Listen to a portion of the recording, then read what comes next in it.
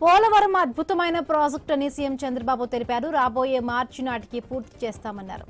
పోలవరం పూర్తయితే పక్క రాష్ట్రాలకు కూడా నీళ్లు ఇవ్వొచ్చని తెలిపారు. ప్రస్తుతం 3000 టీఎంసీల నీళ్లు సముద్రంలోకి వృధాగా పోతున్నాయని అన్నారు.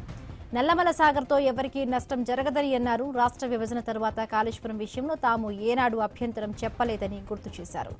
సచివాలయంలో మంత్రులు, కార్యదర్శులతో సీఎం చంద్రబాబు సమావేశమయ్యారు. జీఎస్డీపీ, ఆర్టీజీఎస్, పట్టాదారు పాస్ పుస్తకాలు తదితర అంశాలపై చర్చించారు. బెస్ట్ ప్రాజెక్ట్ పోలవరం పూర్తయితే సౌత్ ఇండియాలో ఏ స్టేట్ కూడా వాటర్ మేనేజ్మెంట్లో కానీ అవైలబిలిటీలో కానీ మనతో కంపీట్ చేయలేరు. మనం నీళ్లు వేరే రాష్ట్రాలకు ఇచ్చే పరిస్థితికి వస్తుంది. 3000 టీఎంసీ నీళ్లు సముద్రంలోకి పోతున్నాయి. ముందు ప్రారంభం మాత్రం పట్టిసీమ 10 ఏళ్లు బ్రహ్మాండంగా సర్వీస్ చేసింది పట్టిసీమ. అది లిఫ్ట్ నల్లమల సాగర్. ఇది ఎవ్వరికి నష్టం లేని ప్రాజెక్ట్. కాళేశ్వరం ఉంది, ఆంధ్రప్రదేశ్కు పైన ఉంది. అక్కడ ఈరోజు ఒక ప్రాజెక్టు కట్టారు. విభజన జరిగిన తర్వాత మనం అబ్జెక్ట్ చేయలేదు. 87% పోలవరం పనులు పూర్తి చేశాం.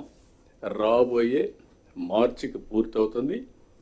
జూన్ లోపల, పుష్కరాల లోపల ఈ ప్రాజెక్ట్ని జాతికి అంకితం చేస్తాం. Polavaram best project. పోలవరం అమరావతి ప్రపంచంలోనే స్ఫూర్తిదాయకమైన ప్రాజెక్ట్ అని ముఖ్యమంత్రి చంద్రబాబు అన్నారు. అమరావతి అభివృద్ధి కోసం రైతులే స్వచ్ఛందంగా ముందుకు వచ్చి భూములు ఇస్తున్నారని తెలిపారు. 29,000 మంది రైతులు 33,000 ఎకరాలు ఇచ్చారని తెలిపారు. అభివృద్ధిలో రైతులను భాగస్వాములను చేస్తున్నారని స్పష్టం చేశారు.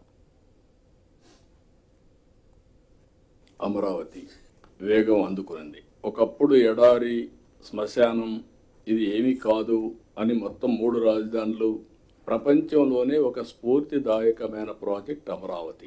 ఆ రోజు మన దగ్గర డబ్బులు లేవు. ఒక పిలుపిచ్చాం, రైతుల ముందుకు రమ్మని ఒక ఆలోచన వస్తే ల్యాండ్ పూలింగ్లో ముందుకు రండి, రాజధాని ఇక్కడ నిర్మాణం చేస్తాం. 29,000 మంది రైతులు 33,000 ఎకరాలు భూమి స్వచ్ఛందంగా ముందుకొచ్చి